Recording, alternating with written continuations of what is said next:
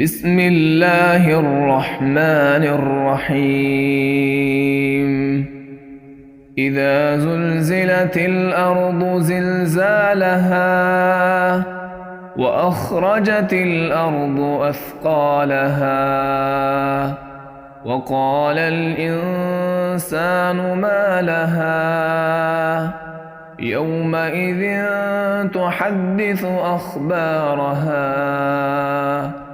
بأن ربك أوحى لها يومئذ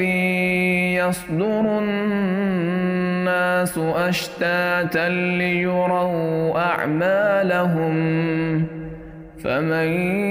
يعمل مثقال ذرة خيرا يره